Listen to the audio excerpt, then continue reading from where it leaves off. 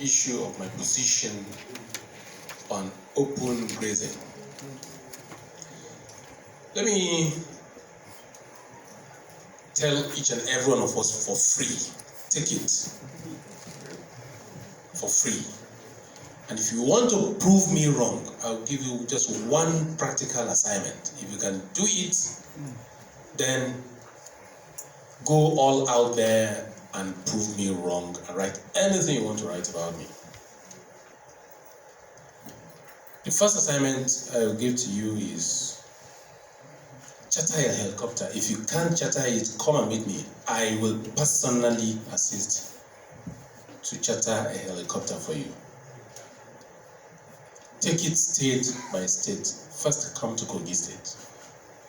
Visit all other states, especially down south, and every other subnationals that claim not to have land. Move around, fly across every inch of the land, and hold your camera and take record of space occupied by residents, road, farming, and the empty bush or bushes or forests. That's number one. I personally believe that the time has come that we must be focused on modernity, industrialization, and new ways of doing things, new and smart way of doing things. But we can't immediately say that we must build Transcorp overnight. For instance, in Kogi, it takes a process before we'll be able to build this gigantic structure in Kogi State. There has been decay in the way we do our things in this country. So we must gradually evolve, come off it. In doing that, that's why I said, majority of the problems we have in this country are political. Give it or not, take it or not, it's political. I took my time, I flew around Kogi State, every inch of the land.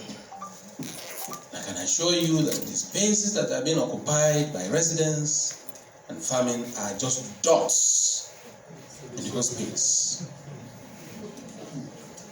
From the air, from the sky.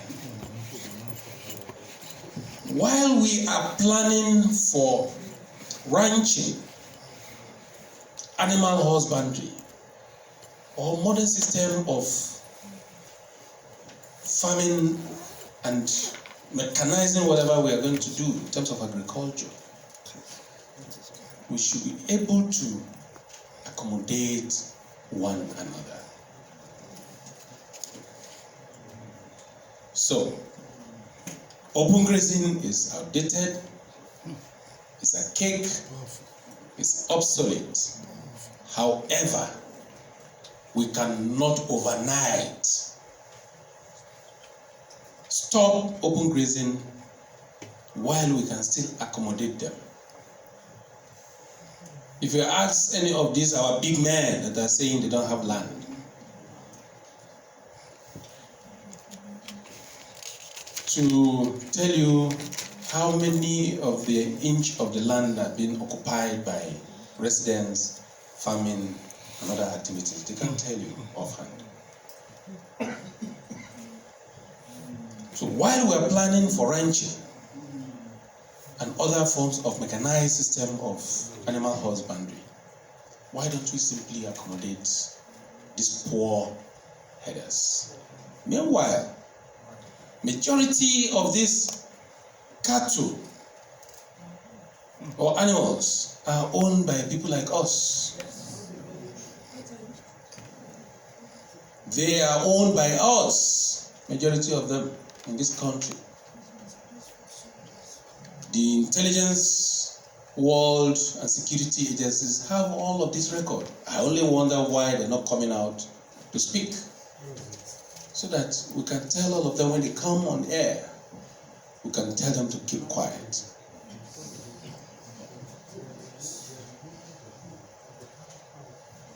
And that takes me to the issue of allow the younger generation to take charge. Okay, if the younger generation are not being allowed, the younger generation organize themselves and take charge. Let's organize ourselves and let's take charge. Nobody, as I speak with you, my dear brothers and sisters, a lot is happening already. Permutations are already ongoing. Scheming are already ongoing. Somebody will come on air and talk anyhow. Meanwhile, what he's doing from behind is different. A lot of lobbying are ongoing. If you don't know, you only make noise in the social media, in the print media, in the electronic media. At the end of the day, any junk that is thrown at you, you take it and you have nothing to say. Unfortunately, that is the system we found ourselves. And it is still some of us that will be given some little change. And then you begin to organize. Hey, youth, we want to take charge, but we are organizing symposium for the older generations. What an irony. What an irony. We don't want open grazing system. Meanwhile, a lot of Fulanis in the bush are still rearing our animals.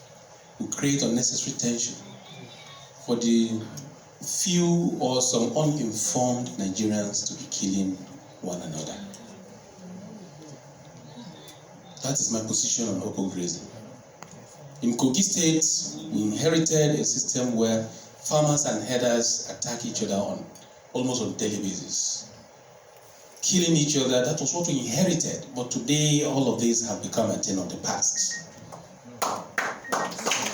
To get our farmers and our herders on the table, our traditional rulers, youth leaders, community leaders, all of them, religious leaders, all of them. And we read Riot Act to each and every one. You stray into somebody's farm, you pay for the damages. You kill any cow, you pay for the damages. You attack and kill a Fulani man, who will prosecute you and deal with you decisively. A Fulani man, you kill a farmer, we will deal with you like a common criminal. And we are watching each other's back in Kogi State. And hence we have that peace of mind. On the issue of food crisis down south, in the south, if you recall, sometimes we just simply react when effect of certain things, when we begin to feel the effect of certain things or actions of ours. We take certain deliberate acts, either as a leader or as leaders or as even followers, without necessarily thinking through. And then when the consequences come, we will have forgotten how we get to where we were.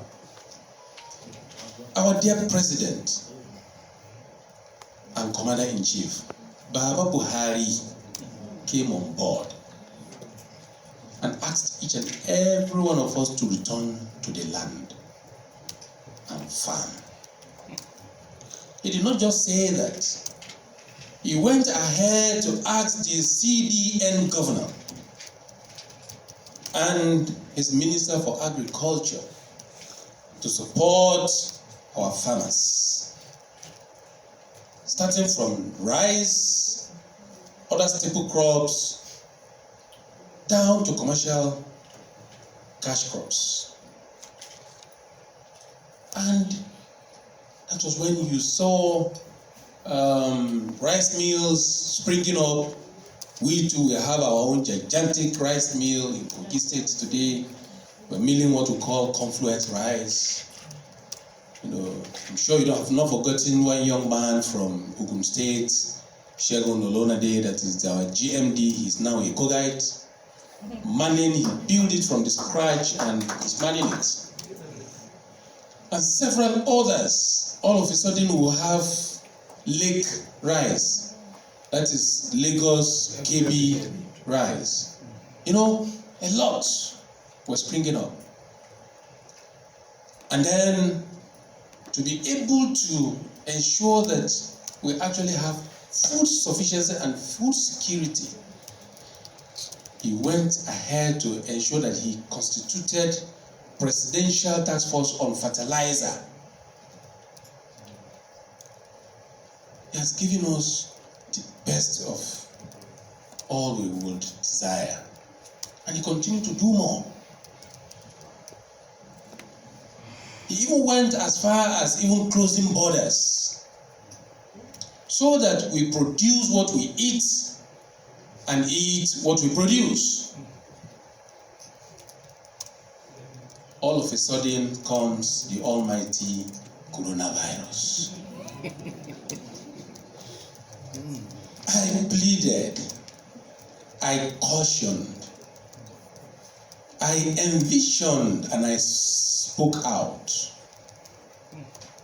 The time shall come, we will be importing drugs into this country.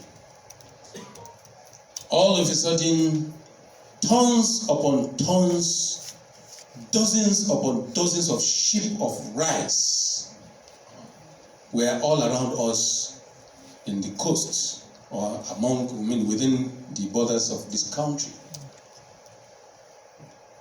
We locked our farmers down. We locked our millers down. We locked our transporters down. We locked everywhere down on account of what is less than malaria. It's painful. I wish I shouldn't revisit this any longer. But I can't help it. But here is still a reality. You raised the question. We have forgotten so soon that somebody, one small young man called Yahaya Bello, cautioned just few months back that this is going to be the consequences, in addition to insecurity that we are faced with, which a lot of us abdicated our responsibilities of not governing our persons or our land or our people. Rather, we're calling Mr. President to hold AK-47 to come and safeguard our farmers and schools. These are realities. You see, my dear brothers, I wish you know what I know. So, if it is what you are experiencing today, if that is all we would experience from the actions and inactions of ours of recent past, then we will simply thank God. Compared to what we should expect moving forward. Now, as if that wasn't enough, our borders, a lot of noise. Oh, Mr. President, open the border. Oh, open the border. Open the border. Who are those who brought all of these products close to our borders? It is not you and me, the peasants. You know our bigger guys. Now the border have been opened. Nobody is arresting foreign rice again or confiscating foreign rice. They are all everywhere in the market. Very soon, even the rice millers will run out of, because they are cheaper than the one we milled here in this country. They are cheaper. we cannot even have enough to consume, not to talk of export. Who is exporting yam again? Then we're talking of processing yam and exporting them. Who is talking about that again? When we don't have enough to consume here. Now, as if that wasn't enough, comes the issue of fighting, the very unnecessary fight between the non-state actors, killing traders who would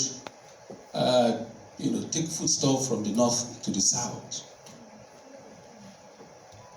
especially tomato, perishable goods, animals, livestock, and the rest.